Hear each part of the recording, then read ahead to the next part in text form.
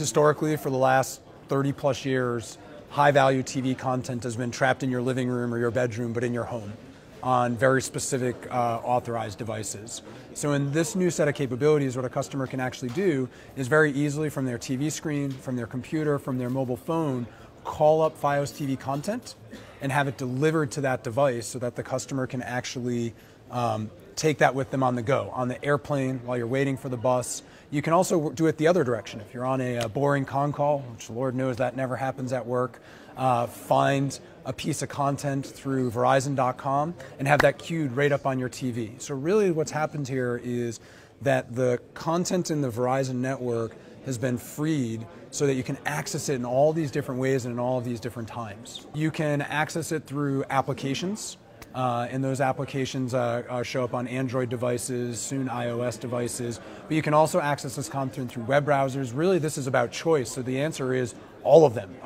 Any way that we can find a way to allow the customer to get at the content is the whole premise of the new FlexView capability. So currently the content is video on demand content, so FiOS on demand content.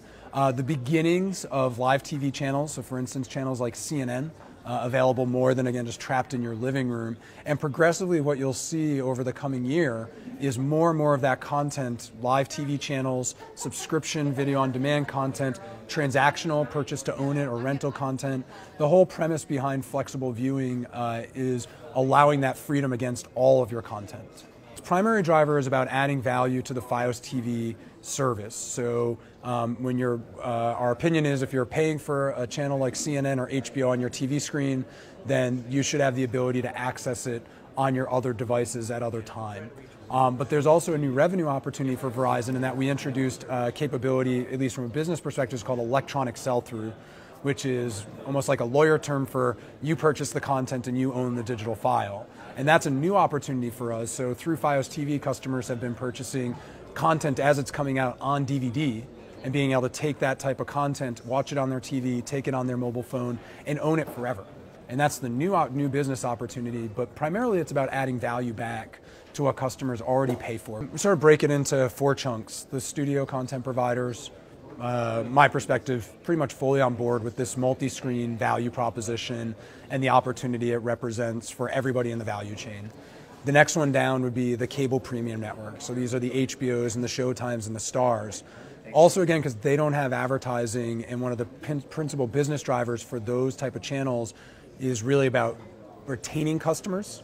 It's fairly straightforward to get folks to sign up, but to keep them on the service is the business challenge for that type of content providers. And adding this additional value should go a long distance to keeping customers on those services longer.